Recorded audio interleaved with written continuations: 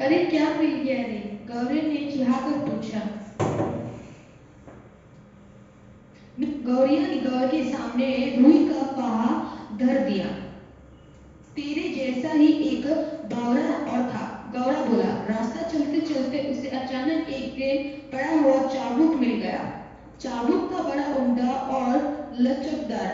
किसी घुड़सवार के हाथ से छूट कर गिर गया होगा। चाबुक हाथ लगते ही वो बावरा चीखने लगा। चाबुक तो मिल गया, बाकी बचा 3 घोड़ा लगाम छीन।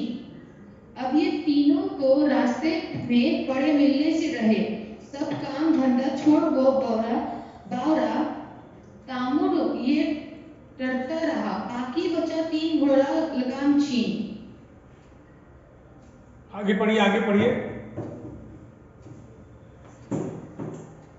गौरा उसे समझाते हुए बोला। इस रुई के फावे से लेकर टोपी तक का सफर तुझे कुछ पता है? चलिए ठीक है, देखिए मेरी आवाज आ रही है? सुनो सुनो, मेरी आवाज आ रही है कि नहीं? यस सर, आ रही है। अच्छा सुनो, इसके पहले वाले पैराग्राफ में आप देखेंगे तो इस चीज को आप महसूस करेंगे कि जो गौरैया रहती है उसको टोपी पहनने की सनक है, जिद है।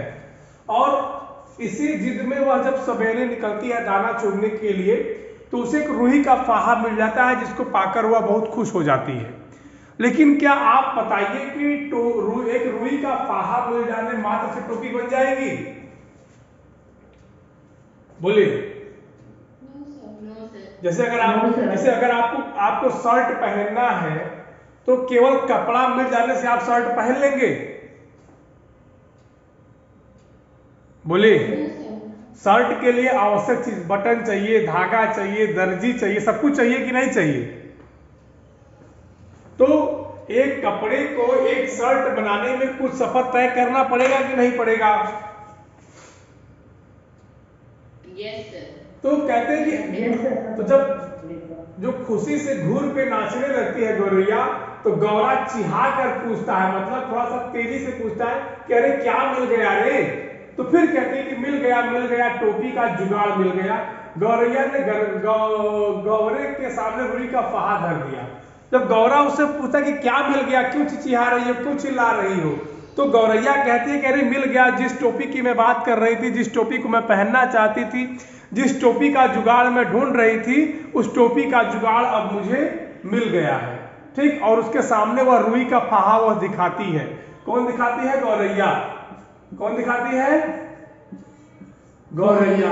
किसको दिखाती है? गौरा को। किसको दिखाती है? गौरा को। ठीक, फिर गौरा कहता है कि तेरे जैसा ही एक बावरा और था। बावरा मतलब पागल। बावरा मतलब पागल। लोग कहते हैं गांव में, देखो अगर आप लोग घरों में रहते होंगे तो आमतौर पे घरों में लोग कहते हैं कि बौरा गए हो क्या, कहते हैं कि नहीं? कहते हैं ना कि कहते हैं ना कि बौरा गए हो क्या? तो उसी बौरा का जो शुद्ध रूप है वो है बावरा। उसी बौरा जाना का जो शुद्ध रूप है वो है बावरा। ठीक, तो गौरा कहता है कि तुम्हारे जैसा ही एक बावरा और था। रास्ते में चलते चलते एक दिन पड़ा हुआ चाबुक उसे मिल गया। अब देखिए, चाबुक का प्रयोग लोग क्यों करते हैं? घोड़े को लगाम लगाने के लिए। चाबुक था बड़ा उमदा लचकदार, किसी घुड़सवार के हाथ से छूटकर गिर गया होगा। फिर गौरा उस गौरैया को कहानी बताता है कि जैसे तुम एक रूही के फाहे को पाकर के परेशान हो, खुश हो, उसी तरह से एक पागल आदमी था, उसको भी एक चाबुक मिल गया। और चाबुक मिला कैसे? कभी किसी घुड़सवार के हाथ से छूट के गिर गया रहा होगा और वो बावरा आदमी उसको पा गया, और वो बढ़िया चाबुक था, लचकदार था। तो चाबुक हाथ लगते हुआ बावरा चिखने लगा कि चाबुक तो मिल गया। मतलब उस बावरा इतना खुश हो गया कि अब मुझे चाबुक मिल गया, घोड़े पर लगाम लगाने वाली चीज मिल गई। लेकिन केवल लगाम मिल जाने मात्र से ही तो आपका जीवन काम चलेगा नहीं। लगाम का प्रयोग करने के लिए आपको घोड़ा चाहिए, लगाम और जीव, ये 3 चीजें बची कि नहीं बची? भाई चाबुक से घोड़े को आप लोग देखे होंगे ना कि जब घुड़सवार घोड़ा चलाता है तो चाबुक से घोड़े को मारता है ना। बोलिए। तो वो चाबुक तो हमारे हाथ में है, लेकिन घोड़ा तो हमारे पास है नहीं, मारेगी किससे चाबुक को? लगाम है नहीं, घोड़े को लगाम कैसे लगाएंगे? जी, वो रस्सी जिसे पकड़ के खींचता है घोड़ा। ठीक,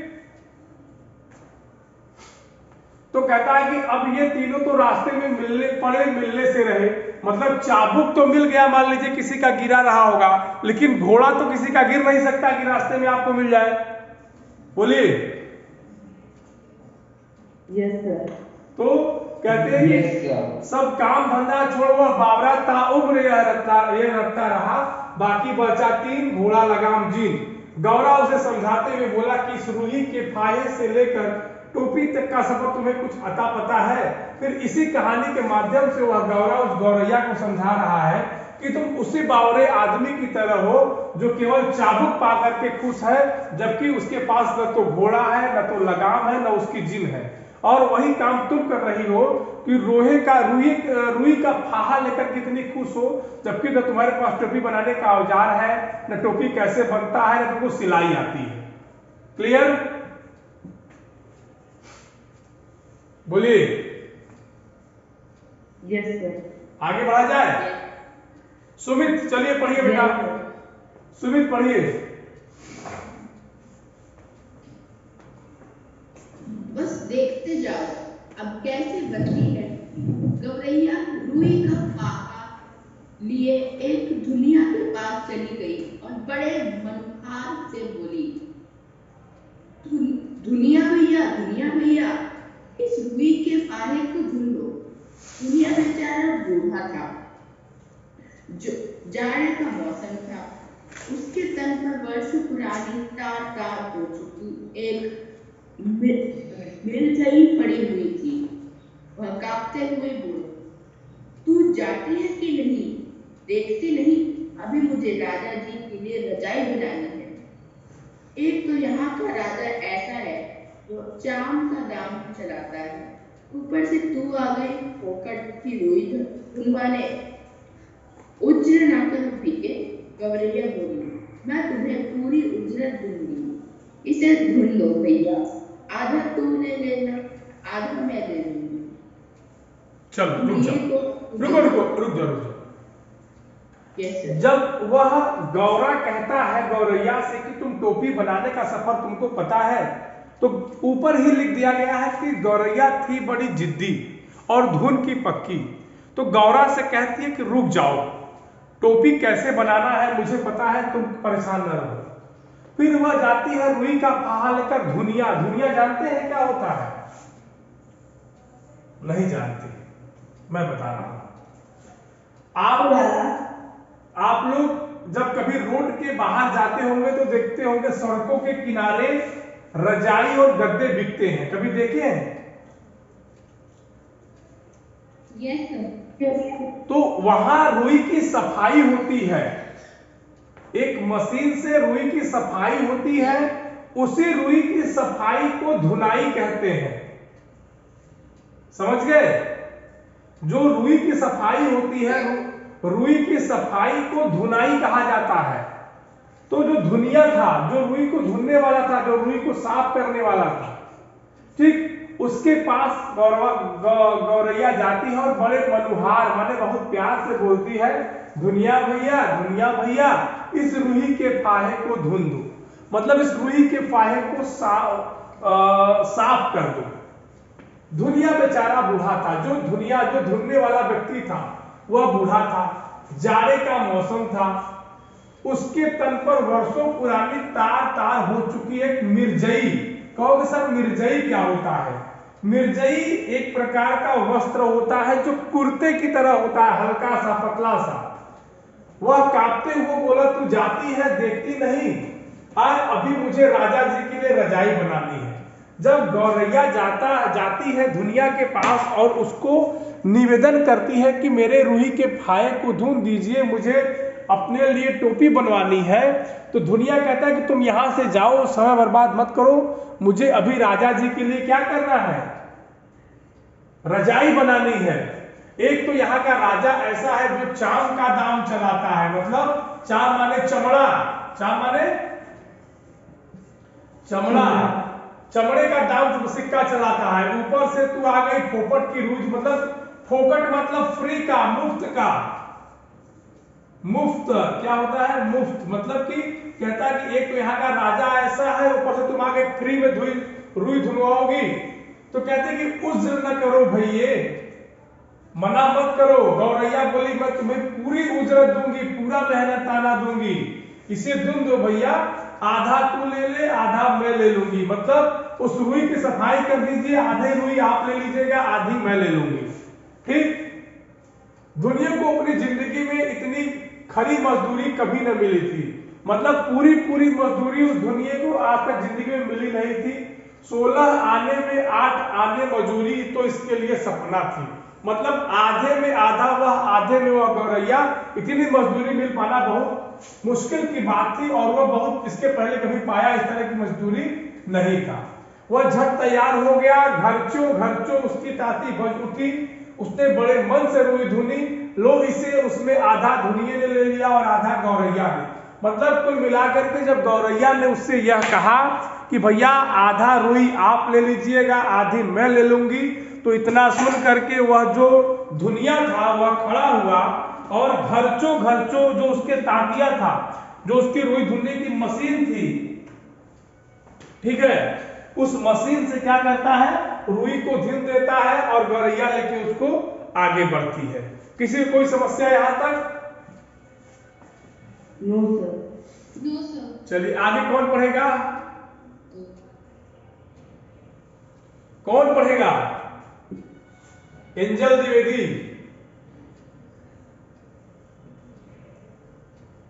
एंजल द्विवेदी कैमरा ऑन करिए बेटा, कैमरा ऑन करिए।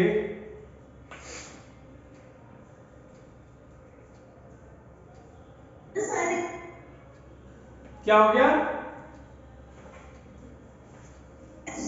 कुछ नहीं सर। चलो पढ़ो आगे, अगला पैराग्राफ पढ़ो जहां से मैं छोड़ा हूं।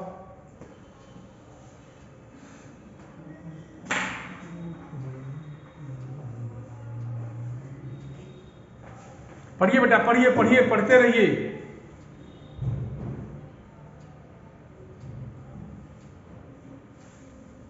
पढ़ो। सर हाँ पढ़ो, यहीं से पढ़ना है। इससे उत्साहित गौरा गौरैया के कोरी के यहाँ गए।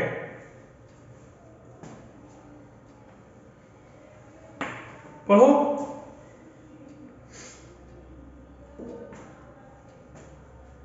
इससे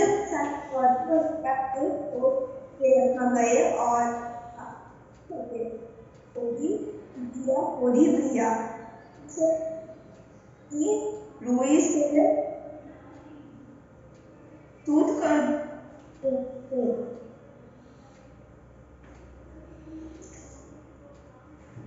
कोरी की छुपी हुई थी, उंगली पर मुझे गुस्सा डाला था। वह बड़ी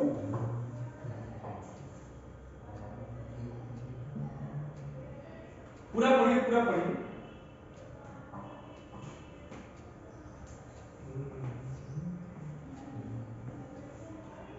चलिए मैं पढ़ देता हूं, आप लोगों की आवाज नहीं आ रही, थक गए आप लोग।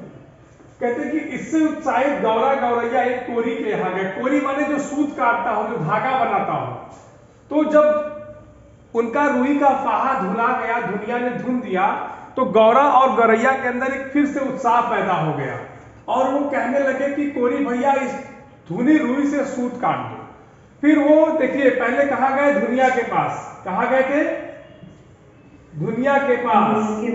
ठीक। उसके बाद अगला स्टेप कहाँ गए? कोरी के पास, जो कि धुनी हुई रुई से सूत काटता है। उसके जाकर भी उसके यहाँ याचना करते थे। अब दुनिया की तरह कोरी की भी स्थिति थी, कमर झुकी थी, बदन पर धज्जी धज्जी हो चुका एक धुस्सा डाल रखा था, माने कपड़ा डाल रखा था। वह बड़ी अनिच्छा से बोला, उसकी इच्छा नहीं थी गौरा गौरैया से बात करने का। तुम लोग यहाँ से भागते हो कि नहीं? देखते भी मुझे राजा जी के अचकन के लिए सूत काटने हैं, मुझे फुर्सत नहीं है मुफ्त में मल्हार गाने की। मतलब जो स्थिति दुनिया ने की वही इस कोरी ने की भी, उसको भी राजा के लिए काम था और वो भी यह समझता था कि यह गौरा और गौरैया मुफ्त में अपनी सूत कटवाएंगे। क्लियर? तो गौरैया बड़े आश्चर्य से बोलते हैं कि क्या इस मुल्क, मुल्क माने होता है मुल्क, मुल्क माने होता है देश, क्या होता है? देश। लिख लीजिए। तो कहते हैं कि भैया क्या इस देश में जितने भी काम है सब राजा के लिए होता है, बाकी प्रजा के लिए कुछ नहीं होता क्या? तो कोरी कहता है कि तुम किस मुल्क से आई है, तुम किस देश से आई हो? कोरी ने उसे आंख भर के देखा, मतलब उसको आंख उठा करके देखा।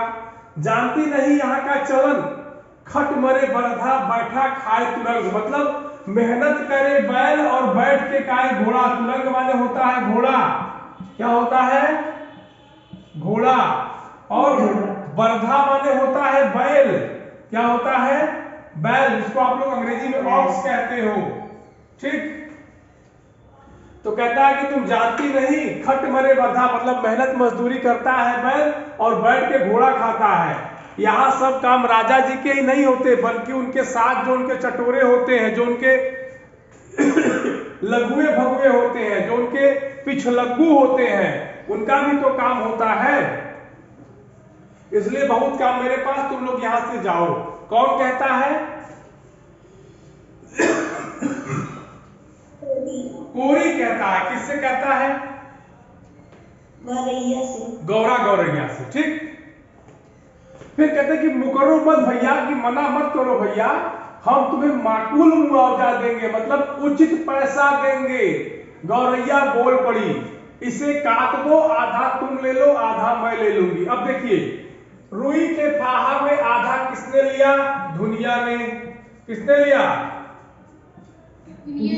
अब इसमें भी आधा कौन लेगा?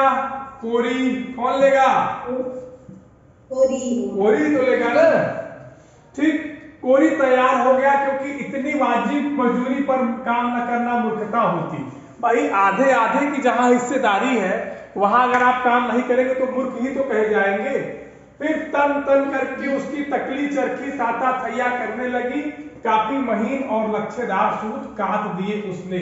मतलब जैसे वहां घरचो घरचो करके के रुई धुनी गई, यहां तन तन करके तकली पर सूत काट दी गई कोरी के द्वारा। बात क्लियर? ठीक? कहते कदम कदम पर मिलते कामगारों के सहयोग ने गौरैया को आगे बढ़ने पर उकसा दिया। इसके बाद वे दोनों एक बुनकर के पास गए और इसरार करने लगे, बुनकर भैया इस कते सूत से कपड़ा बुन दो। देखिए, उसको पहले रुई मिली थी, रुई को धुनवाया, उससे धागा बनवाया, तागा, सूत बनवाया। सूत को सिलने के लिए बुनकर चाहिए, दर्जी चाहिए। बुनकर के पास गई, क्या कही? भैया इससे कपड़ा बनाओ, क्योंकि कपड़े में धागा ही तो लगता है, सूत ही तो लगता है ना। बोलिए। Yes sir. ठीक? तो जो बुनकर था, अब देखिए उसके नाटक देखिए। अब जब बुनकर के पास जाती है तो बुनकर इनको बहुत ध्यान से देखने लगता है कि अरे ये सूत लेके आई है, कह मुझे कपड़ा दे दो। तो कहता है कि नहीं, मुझे भी राजा के लिए काम करना है, कुछ ही देर में उसके लोग आ जाएंगे और मुझसे कपड़ा मांगने लगेंगे। ठीक है, तुम लोग यहां से जाओ। और इतना कहकर वह जो है अपने काम में एकदम मशगूल हो गया। कौन? बुनकर। कहते हैं कि साव करे भाव तो चबाव करे चाकर। ठीक है, मतलब जब सही दाम मिले तब ना तुम्हें काम करे। क्लियर? Yes sir. फिर कहते कि इसे बुन दे भैया।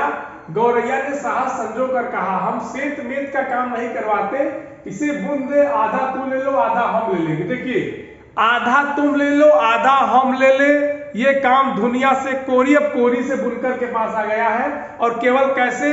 चिरौरी कर करके, केवल विनती कर करके। क्लियर? बोलिए। बुनकर ने देखा कि सौदा बुरा नहीं है, वह तैयार हो गया। सूत अपनी ओर खींचकर ताना बाना पसार दिया, उसका करघा चलने लगा, ढरकी ढुलकने लगी। थोड़ी ही देर में उसने काफी गफस और दबीज कपड़ा बुन दिया। आधा उसने ले लिया, आधा इन्होंने। देखिए वहां क्या, यहाँ भी जो कपड़ा बनाने वाली जो मशीन थी, उसमें उसने सूत को डालकर के घर की ओर ढुरकाने लगा और अच्छा कपड़ा बना दिया। और जैसा पहले तय हुआ था कि आधा बुनकर लेगा और आधा कौन लेगा? गौरा और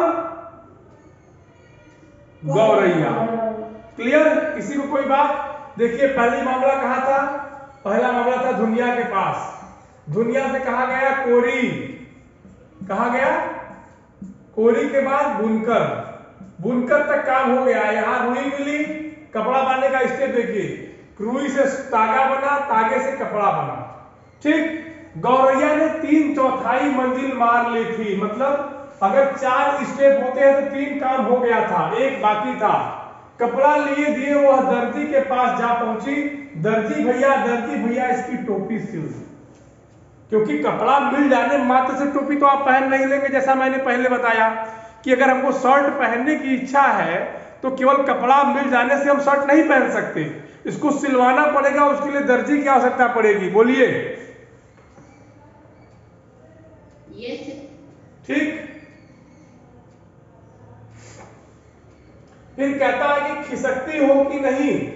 जब वह जाके दर्जी के पास याचना करती है तो दर्जी कहता है कि खिसकती हो, मतलब यहां से जा रही हो कि नहीं। दर्जी रोष से बोला। रोष माने होता है गुस्सा। क्या होता है? रोष माने होता है गुस्सा। गुस्से से बोला कि यहां से जाती हो कि नहीं। देखते नहीं राजा जी की 7वीं रानी से 9 बेटियों के बाद 10वां बेटा पैदा हुआ है।